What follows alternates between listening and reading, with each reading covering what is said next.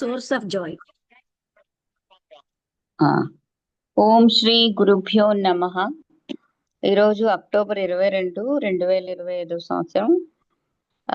ఈరోజు మనకి లక్ష్మి గారు ఈ టుడేస్ సెషన్లో I want to find the source of Joy అనే చాప్టరు జిడ్డు కృష్ణమూర్తి గారి చేత రచింపబడిన చాప్టర్.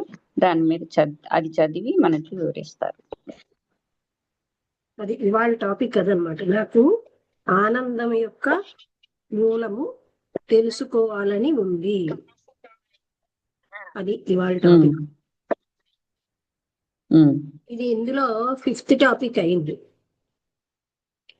అక్కడ పైన 4 ఉంది, కింద 5 ఉంది. ఇదేమిటో ఇలా ఉంటుంది. ఓకే,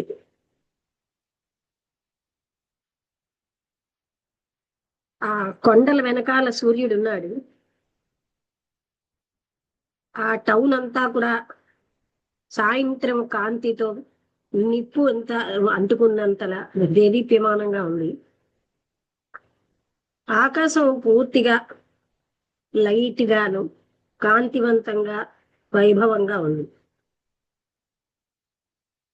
అక్కడ వస్తున్నటువంటి మసక కాంతిలో పిల్లలు అరుస్తూ ఆడుతున్నారు. వాళ్ళకి భోజనానికి ముందు, రాత్రి భోజనానికి ముందు చాలా టైం ఉంది. అందుకే వాళ్ళు అక్కడ ఆడుకుంటున్నారు. ఎన్నాళ్ల బట్టో పట్టించుకొని ఒక మందిరం బెల్ అన్నది అంటే మోగుతోంది దూరం నుంచి. అక్కడ దగ్గరలో ఒక మాస్క్ ఉంది. అక్కడి నుంచి సాయంత్రం ప్రేయర్కి రమ్మని వాళ్ళు అరుస్తున్నారు. చిలుకలన్నీ కూడా అవి ఆ అరణ్యాల నుంచి, పొలాల నుంచి, ఆ దట్టమైనటువంటి ఆ చెట్లలో, దట్టంగా ఆకులు ఉన్నటువంటి ఆ చెట్లలోకి వెనక్కి వస్తున్నాయి. ఆ రోడ్డు నుంచి కూడా అవి భయంకరమైన సౌండ్ చేస్తున్నాయి. అవి ఆ రాత్రి సెట్ అవ్వడానికి, అంటే వాటి యొక్క గూళ్ళల్లో నిద్రించడానికి ముందు చాలా ఎక్కువగా సౌండ్ చేస్తున్నాయి. వాటితో పాటు కాకులు కలిసాయి. అవి వేరే రఫ్గా అని పిలుస్తున్నాయి. ఇతర పక్షులు కూడా ఉన్నాయి. అన్నీ కూడా అవి అరుస్తూ పెద్ద సౌండ్ చేస్తున్నాయి. ఆ టౌన్లో అది ఆ షెడ్యూల్డ్ అంటే అంటే భాగం అన్నమాట. ఆ ట్రాఫిక్ అదిను అక్కడ ఉన్న పక్షుల యొక్క పెద్ద ధ్వనితో అది మునిగిపోయినట్టుగా ఉందిట. అయితే రాబోయే చీకటి వల్ల అవన్నీ సైలెంట్ అయిపోయి, కొన్ని క్షణాల్లోనే అవి సైలెంట్ గా రాత్రికి సిద్ధమైపోయి, ఒక వ్యక్తి ఒక పెద్ద తాడుతో, లావుగా ఉన్న తాడు తన మెడ చుట్టూ పెట్టుకుని ఆయన అక్కడికి వచ్చాడు. ఆయన ఆ తాడుకి ఒక కొస పట్టుకున్నాడు. ఒక గుంపు ప్రజలు మాట్లాడుకుంటున్నారు, నవ్వుతున్నారు ఆ చెట్టు కింద. అక్కడ కాంతి అక్కడ అక్కడ ప్యాచెస్ గా ఆ ఎలక్ట్రిక్ ల్యాంప్ పైది కనిపిస్తుంది. ఆ మనిషి ఆ గ్రూప్ దగ్గరికి నడుచుకెళ్ళి గ్రౌండ్ మీద ఆ రోప్ పెట్టాడు. అక్కడ భయంకరమైన అరుపులు ఉన్నాయి. అందరూ పరిగెట్టడం మొదలెట్టారు. అది రోపు కాదుట, అది ఒక పెద్ద నాగుపాము. అదేంటంటే బుస కొడుతోంది. దాని పడగని ఇటు అటు కదులుస్తోంది. ఆ మనిషి నవ్వుతూ దాన్ని తన ఏమీ పెట్టుకోని చేతులతోటే దాన్ని ఆయన పుష్ చేశాడు. మళ్ళీ దాన్ని పట్టుకున్నాడు. అదేమో దాన్ని మెడ వెనకాల పట్టుకున్నాడు. అయితే దాని కోరలు తీసేయబడ్డాయి. అదేమి ఇప్పుడు ప్రమాదకరం కాదు, కానీ భయంకరంగా ఉంది. ఆ తన మెడ చుట్టూ దాన్ని వేసుకున్నాడు.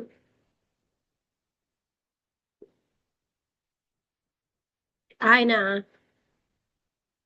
నేను దాన్ని కదిలించినప్పుడు ఆయన తృప్తి పడ్డాడు. అది ఏమో పొలుసులతో చల్లగా, అది బలమైనటువంటి కదులుతున్న మజిల్స్ కండరాలతో, నల్లటి కళ్ళతో స్టేర్ అంటే తిన్నగా చూస్తోంది. ఎందుకంటే పాములకి కంటి రెప్పలు ఉండవు. మేము కొన్ని అడుగులు కలిసి నడిచాం. ఆ పాము అది ఆయన మెడ చుట్టూ నిశ్చలంగా లేదు, ఎప్పుడు కదులుతూనే ఉంది.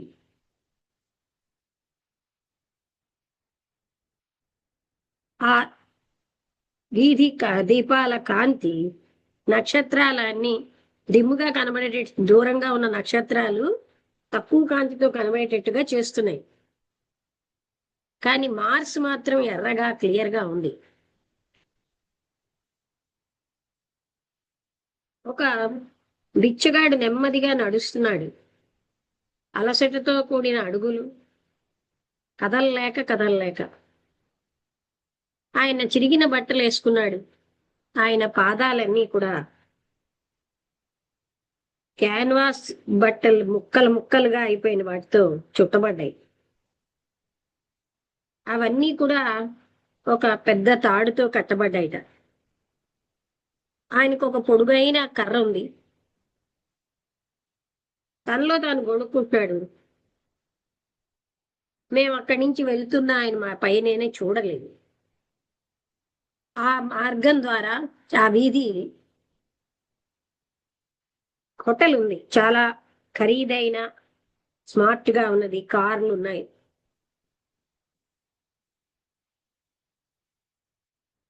అంటే అందరూ ఎన్నో రకాల వాళ్ళందరూ అక్కడ ముందున్నాయి కార్లు వీళ్ళు. ఒక యంగ్ గా ఉన్న ప్రొఫెసర్ గారు ఒక యూనివర్సిటీ నుంచి వచ్చారు. ఆయన భయంగా హై పిచ్ ఉన్న వాయిస్తో, ప్రకాశవంతమైన కళ్ళతో ఏం చెప్పారంటే, ఆయన చాలా దూరం నుంచి ఒక ప్రశ్న అడగాలని, అది చాలా అతనికి ముఖ్యం అనిపిస్తున్నది, అందుకని వచ్చాను అన్నాడు. నాకు రకరకాలైన ఆనందాలు తెలుసు. అంటే మనుషులు ఒకరినొకరు ప్రేమించుకున్నప్పుడు కలవడంలో ఉన్న ఆనందం, ఆరోగ్యం ఆనందం, ఉత్సాహం యొక్క ఆనందం, మంచి మిత్రుల యొక్క ఆనందం. నేను లిటరేచర్ ప్రొఫెసర్ అవ్వడం కారణంగా నేను చాలా ఎక్కువ చదివాను. పుస్తకాల్లో నేను చాలా ఆనందించేది. కానీ నేనేం తెలుసుకున్నా అంటే ప్రతి ఆనందం కూడా తాత్కాలికమే. చిన్న దగ్గర నుంచి పెద్ద దాని వరకు అవన్నీ వెళ్ళిపోతున్నాయి, శాశ్వతంగా ఉండట్లేదు. నేను ఏది ముట్టుకున్నా దేనిలోని శాశ్వతం లేదు, ఈవెన్ లిటరేచర్లో. అదే నాకెంతో ప్రేమ. అంటే ఆ తెలుగులో ఏమంటారు, లిటరేచర్ అంటే పుస్తకాలు అవన్నీ కలిపి అవే నాకెంతో ప్రేమ. సాహిత్యం అది కూడా దాని యొక్క సంతోషం కోల్పోతుంది. నేనేమనుకుంటున్నానంటే ఒక శాశ్వతమైనటువంటి మూలం ఆనందానికి ఉండాలి. నేను దానికోసం అన్వేషించిన తీవ్రంగా, అది నాకు దొరకలేదు.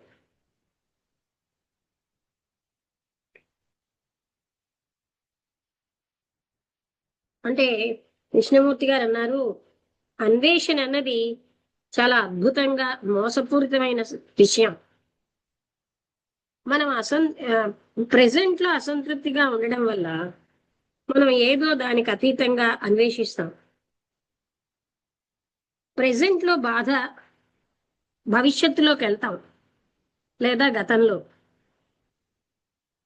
అది కూడా మనకి ప్రెసెంట్ లోనే కలుస్తుంది. మనం ఎప్పుడు కూడా ప్రెసెంట్ సంపూర్ణంగా అంటే ఎంక్వైరీ చేయట్లేదు. ఎప్పుడు కూడా మనం భవిష్యత్తు కళల్లో ఉంటాం. లేకపోతే మరణించిన జ్ఞాపకాలు గతమని మనం అవి వాటిలో గొప్పవి ఎంచుకుని వాటికి జీవం ఇస్తాం. అయిపోయిన దానికి మనం వేలాడతాం. లేకపోతే రేపు అనే దాని యొక్క కాంతిలో దాన్ని కాదంటాం. ప్రెజెంట్ అన్నది మనం అధిగమించేస్తున్నాం. అది ఒక మార్గంగా తీసుకుంటున్నాం. అంటే ప్రెజెంట్ నుంచి ఫ్యూచర్ కి వెళ్ళే మార్గంగా, పాస్ట్ నుంచి. అది గతంలో ఉన్న భవిష్యత్తులో ఉన్న నాకు ఆనందం యొక్క మూలం తెలుసుకోవాలని ఉంది అని అతను చెప్తున్నారు. నేనేం చెప్తున్నానో మీకు అర్థమైందా? నేనేది కూడా వస్తువులు వెతకట్లేదు ఎందులోంచి నాకు ఆనందం వస్తుందో. ఐడియాస్, బుక్స్, ప్రజలు, ప్రకృతి ఇదేమీ కాదు. కానీ ఆనందం యొక్క మూలం ఈ అశాశ్వతమైన వాటి అన్నిటికీ ఆవల. ఆ మూలంగానే ఎవరికైనా తెలియదనుకోండి, అశాశ్వతమైనటువంటి దుఃఖంలో మనిషి మునిగిపోతాడు.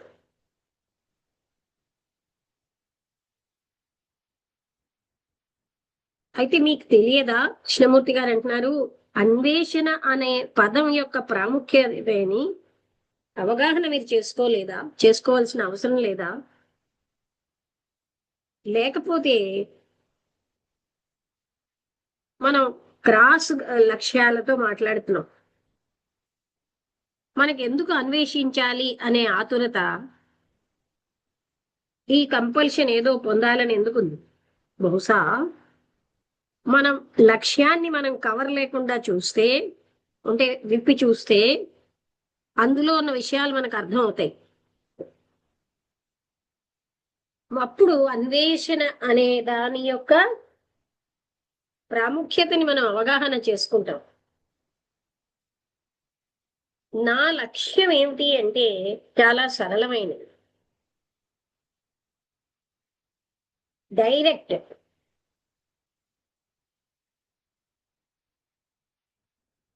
నాకు శాశ్వతమైన మూలం ఆనందానికి కావాలి. ఎందుకంటే ప్రతి ఆనందము నాకు తెలుసున్నది, అది వెళ్ళిపోతుంది. నేను అన్వేషించాలన్న కోరిక ఏదీనూ ఎక్కువ కాలం ఉండటం లేదన్న దుఃఖంలోంచి మొదలైంది. అనిశ్చితత్వం అనే దుఃఖంలోంచి నేను బయటికి రావాలనుకుంటున్నాను. ఆ విషయంలో ఏమీ అసాధారణత లేదు కదా. ఆలోచనాత్మకమైన ఎవరైనా సరే ఈ ఆనందాన్ని అన్వేషిస్తారు. నేను అన్వేషిస్తున్నాను. నేను అన్వేషించే ఆనందాన్ని ఆలోచనాపరుడు ఎవరైనా అన్వేషిస్తారు. ఇతరులు ఏదో పేరుతో పెట్టొచ్చు, భగవంతుడని, సత్యం అని, పరమానందం అని, స్వేచ్ఛ అని, మోక్షం అని. కానీ అది ఒకటే, ఏ పేరు పెట్టినా ఒకటే. అశాశ్వతమైన బాధలో మీరు బంధించబడి శాశ్వతత్వాన్ని అన్వేషించడానికి మనస్సు బయలుదేరింది. దానికి ఏ పేరు పెట్టినా శాశ్వతత్వాన్ని అన్వేషించడం, అది శాశ్వతత్వాన్ని సృష్టిస్తుంది. వాట్ ఈజ్ అన్న దానికి అది వ్యతిరేకం. అసలు నిజానికి ఏ అన్వేషణ లేదు, కోరికే ఉంది. మన సంతృప్తిని సుఖంగా సంతృప్తి పరిచేటటువంటి శాశ్వతత్వం కావాలి అనే దాన్ని సంతృప్తి పరిచే కోరికే ఉంది. మనసు ఎప్పుడైతే ఈ విషయాన్ని ఎరుకతో అది ఏ రకమైనటువంటి ఫ్లక్స్ లో ఉందో అంటే క్లిష్టతలో ఉందో తెలుసుకుంటే అది దాని వ్యతిరేకతని సృష్టిస్తుంది. అందువల్ల మనకి ద్వైతం అనే సంఘర్షణలో చిక్కుకుంటాం. ఆ సంఘర్షణలోంచి బయటపడాలని, ఎస్కేప్ అవ్వాలని అప్పుడు మరొక ఆపోజిట్ ని వెతుకుతాం. ఈ విధంగా మనస్సు వ్యతిరేకతలనే చక్రంలో బంధించబడింది. నాకు ఈ మనస్సుకి ఉండే రియాక్షన్ విధానం అంతా తెలుసు మీరు చెప్పినట్టుగా, కానీ దాన్ని అన్వేషించకూడదా? అలాంటి డిస్కవరీ లేకపోతే జీవితం అన్నది ఒక అంటే స్వల్పమైన విషయం. అన్వేషణతో మనం ఏదైనా కొత్తదాన్ని పొందగలమా? పాతదానికి వ్యతిరేకత కాదు ఈ కొత్తది. వాట్ ఈజ్ అనే యథార్థానికి వ్యతిరేకము కాదు. గతంలోంచి వచ్చినదే యొక్క ప్రొజెక్షనే ఈ కొత్తదైతే అది కూడా మనకి ఇంతకు ముందున్న పాతది కొనసాగింపే. గతం మీద ఉన్న అన్ని గుర్తింపులు కూడా అది కొత్తది కాదు. అన్వేషణ అనేది ప్రెజెంట్ యొక్క బాధలోంచే మొదలవుతుంది. అందుకని మనం వెతికేదంతా ఆల్రెడీ మనకి తెలుసున్నదే. మీరు సుఖాన్ని కోరుకుంటున్నారు, అందుకే అది మీకు దొరుకుతోంది. అది కూడా అశాశ్వతమే. ఎందుకంటే కావాలి అన్న కోరికే అశాశ్వతమైంది. ఏదో ఒకటి కావాలన్న కోరిక, అది ఆనందం అవనివ్వండి, భగవంతుడు అవనివ్వండి, ఏదైనా అదే అశాశ్వతమైనది.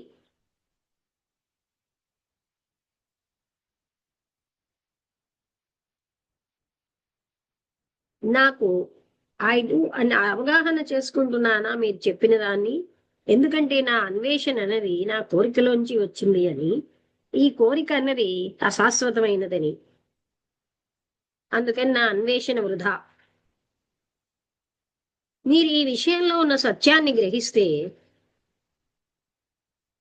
అప్పుడు ఆ అధిగమించడమే ప్రేమ, అది ఆనందం.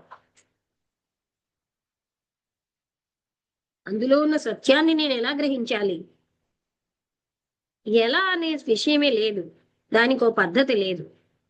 మెథడ్ అన్నది మళ్ళీ ఐడియా అంటే పర్మనెంట్ అన్న ఐడియాని తెచ్చి పెడుతోంది. ఎంతకాలం అయితే మైండ్ ఏదో ఒకటి పొందాలని కోరుతుందో, ఏదో సంపాదించాలని, ఏదో ఒకటిగా అవ్వాలని, అది ఎప్పుడు సంఘర్షణలో ఉంటుంది. సంఘర్షణ అన్నది సెన్సిటివిటీ లేకపోవడమే. కేవలంగా సెన్సిటివ్ గా ఉన్న మనస్సే సత్యాన్ని తెలుసుకోగలదు. ఈ అన్వేషణ అన్నది సంఘర్షణలోంచి వచ్చింది. సంఘర్షణ ఎప్పుడైతే ఆగిపోతుందో అక్కడ అన్వేషించాల్సిన అవసరం లేదు. అక్కడ ఉన్నదే పరమానందం. ఈ టాపిక్ ఇక్కడితో అయిపోయింది. అంటే అర్థమైందా? ఇది మనం అన్వేషిస్తున్నాం అన్నప్పుడు ఎప్పుడు గత జ్ఞానంతో అన్ని అది ఎదగడం వల్ల మనకు వచ్చే అన్వేషణే అసలు అది ఏదైనా కోరుతున్నాం అనమాట. కోరిక అనేది భగవంతుని కోరినా అది పరిమితమైనది, పర్మనెంట్ కాదు. మనం పర్మనెంట్ కాని కోరికతో శాశ్వతత్వాన్ని అంటే అశాశ్వతమైన దాంతో కోరుతున్నాం. అసలు ఆ కోరికలు ఆగిపోయినప్పుడు, ఏ అన్వేషణ ఆగిపోయినప్పుడు అక్కడ ఉన్నదే అనంతమైన ఆనందం, ఆ సత్యము లేదా మోక్షమే. అంటే మనం ఇది కావాలి, అది పొందాలి అని ఉన్న యథార్థతని వదిలేసి వాట్ షుడ్ బి, ఇంకేం అవ్వాలి, ఇలా అవ్వాలి, నేను అది పొందాలి, ఇలాంటి కోరికలు ఉన్నంతసేపు అక్కడ సంఘర్షణే ఉంటుంది. సంఘర్షణాత్మకమైన మనస్సు అనంతత్వాన్ని పొందలేదు. ఎప్పుడైతే ఇది ఆగిపోతుందో అక్కడ సంఘర్షణ ఆగుతుంది. కోరిక లేనప్పుడు, ఏదైనా పొందాలన్న తపన లేనప్పుడు, అన్వేషించడం అనేది లేనప్పుడు అక్కడ ఉన్నదే పరమానందం. అర్థమైతే అర్థం కాకపోతే అడగండి.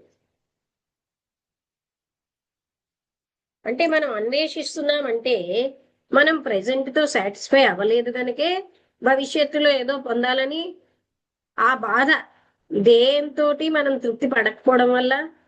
అంటే ఈ అన్వేషణ వెనకాల ఉన్నది సుఖం తపనే.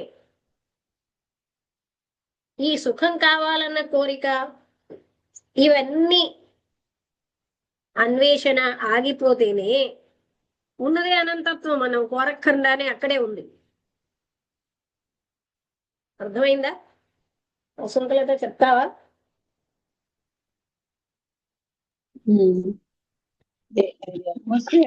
మొన్న నేను చదువుకున్నా కదా, ఆ టాపిక్ లాగే ఉంది. అంటే సోర్స్ ఆఫ్ జాయ్ ఎక్కడుంది అంటే, అంటే మనం వెతుకుతున్నాము అంటే కోరిక, కోరిక అంటే రెస్ట్లెస్నెస్. అందువల్ల ఆ రెస్ట్లెస్నెస్ తో ఏది అడుగుతూ ఉంటామో అది ఎప్పుడు అశాశ్వతమైందే. దానికి ఒక ఆన్సర్ అంటూ ఏమి ఉండదు. సో అలాంటి అన్వేషణ అనేదే వదులుకోవాలి. అంటే ప్రెసెంట్ అతను చెప్పారు, పాస్ట్ మనం ఎంతసేపు హ్యూమన్ మైండ్ పాస్ట్ లో ఉండేటువంటి మంచి ఏవో విషయాల్ని చాలా బాగా అపురూపంగా జ్ఞాపకాలు ఉంచుకుంటాం. అది తలుచుకొని ఏదో ఆనందం అనుభవిస్తూ ఉంటాం. లేకపోతే ఫ్యూచర్ గురించి ఆలోచించుకుంటూ ఎంతో లైఫ్ చాలా బాగుంటుందేమో అనేటువంటి ఊహాగానాల్లో ఉంటాం. ఈ రెండు ఎస్కేప్ రూట్సే. అసలు ఉన్నది ప్రెసెంట్, మనం ఎందులో ఉన్నామో, ఏ స్థితిలో ఉన్నామో ఆ స్థితి ముఖ్యము. ఇప్పుడు అన్వేషిస్తున్నాము అంటే ఆ స్థితిలో నువ్వు ఉండడం ఇష్టపడటం లేదు, కానీ అదే ఉండడమే ఇంపార్టెంట్. అంతేగాని అక్కడి నుంచి పారిపోవడం, అదే మనం చదివాం కదా, ఎస్కేప్ అన్నది ఉండకూడదు. సో ఆ ఎస్కేప్ ఎన్నాళ్ళు ఉంటే అన్నాళ్ళు బాధగానే ఉంటుంది. ఈ బాధతో నువ్వు సుఖం ఎలా అనుభవించగలవు, సుఖం ఎలా చూడగలవు? అది అంటే వాట్ ఈజ్ అనే యథార్థతకి ఏదో పొందాలి, ఏదో అవ్వాలి, ఆ రెండిటికి సంఘర్షణాత్మకమైన స్థితితో ఆ సత్యం తెలియదు. ఆ సంఘర్షణ ఎప్పుడు ఆగిపోతుంది? ఈ కోరిక ఆగిపోయినప్పుడే. ఏ అన్వేషణ లేనప్పుడే అసలైనది ఉన్నదే అనంతత్వం, ఆనందమైన ఆనందం. ఆనందం అన్నా, మోక్షం అన్నా, దైవం అన్నా అక్కడ ఉన్నదే అది. మనం ఏం చేస్తున్నాం? దాన్ని కప్పేసి కోరికలతో నిండిపోతున్నాం. అసలైన పరమానందాన్ని మనం కప్పేస్తున్నాం మన కోరికలతో.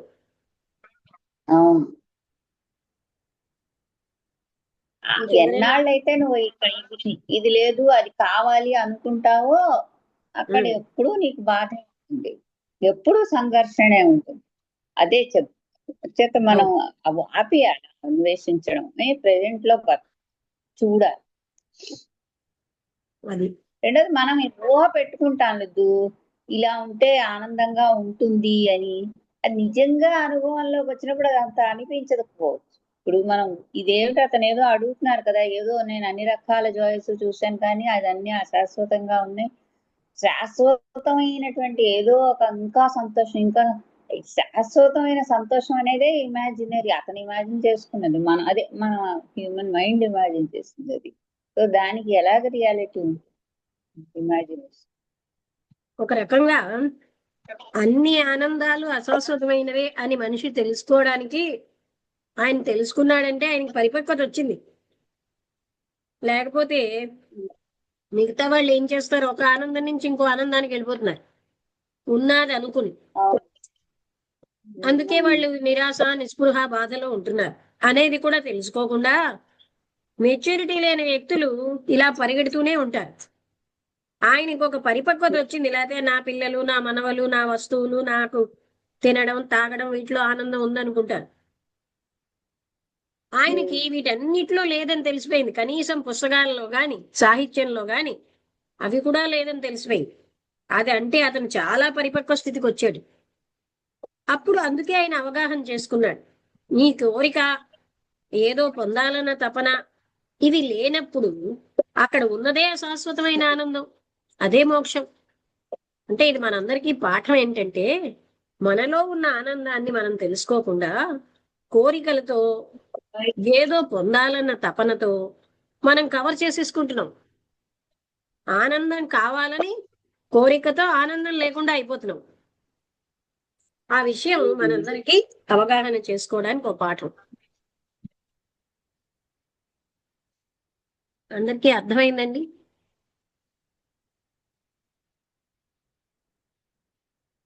డౌట్స్ ఉంటే అడగండి.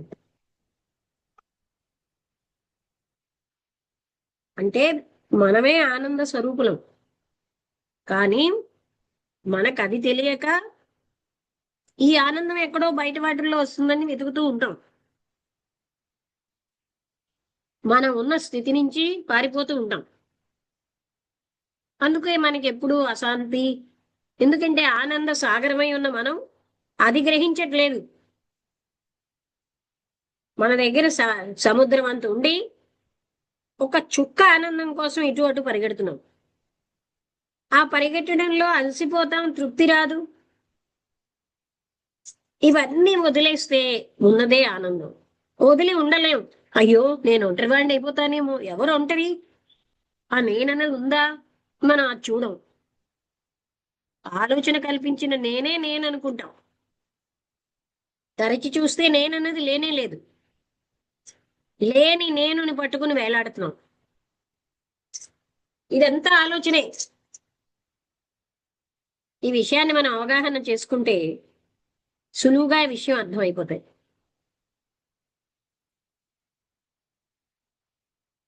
ఓకే, అందరికీ అర్థమైందా? ఎవరైనా చెప్పగలరా? ఈశ్వర్ ఏమైనా రాశారా? ప్రయాణంలో అమ్మా ఉన్నారు. అర్థమైందమ్మా, జర్నీలో ఉన్నాను, బండి మీద ఉన్నాను.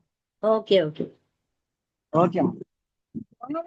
అమ్మా రమణ గారిది ఫోన్ పోయిందంట, అందుకే రాలేదమ్మా. అవునవును, నాకు ఫోన్ చేసి చెప్పాడు, ఫోన్ పాడైంది. ఓకే. నిన్న రాత్రి చెప్పాడు, అందుకే రాలేకపోతున్నాను. ఓకే, అయితే నువ్వు అందరికీ అర్థమైతే నేను ముగించేస్తాను. ఓకే. వసంత గారు మీకు అర్థమైందా? అర్థమైందమ్మా. అంటే మనమే ఆనంద స్వరూపులమై ఉండి ఆనందం ఎక్కడో ఉందని వెతుకుతున్నాం. అవును. ఆ వెతుకులాట ఆగిపోతే ఉన్నదే ఆనందం. అవును. అది తెలియకే వెతకడం. ఆ తెలియక మనం ఇలా ఇది కావాలి అది కావాలి, నేను ఒకళ్ళు ఉన్నాను, నాకు ఒంటరి అయిపోతాను, నాకు దుఃఖం వస్తుంది, ఉమ్, ఇవన్నీ భ్రాంతిలో జీవిస్తున్నాం. ఉమ్. ఆ నేను అన్నదాన్ని మనసు కల్పించింది. అదొక ఆలోచన. నేనంటూ ఎక్కడా లేదు. ఉమ్. అయితే జన్మ జన్మల నుంచి అజ్ఞానం అలవాటైపోయి నేను ఉన్నానని ఫీల్ అవుతాం. అవును, చుట్టూ ఉన్నదే చూస్తున్నా, లోపలికి చూడకపోవడం వల్ల వచ్చిన వల్ల అది ఇదంతా. అసలు ఉన్నదే ఆనందం, కానీ మనం దాన్ని వదిలేసి ఆనందం ఎక్కడో దొరుకుతుందో, ఒక చుక్క అయినా దొరుకుతుందని వెళ్తాం. అక్కడ దొరికేది చుక్కలే, సాగరం అంతా మనమే ఉన్నాం, మనం అయి ఉన్నాం. ఉమ్. కాళ్ళు పీకులు పోవడానికి నడవడంలా ఉంది. ఆ బాగా చెప్పారు. ఓకే, అయితే ముగించేస్తాను. చిన్న టాపిక్ ఇవాళ, రాను రాను పెద్ద నమస్తే. టాపిక్లు వస్తాయి. అందరికీ నమస్కారం.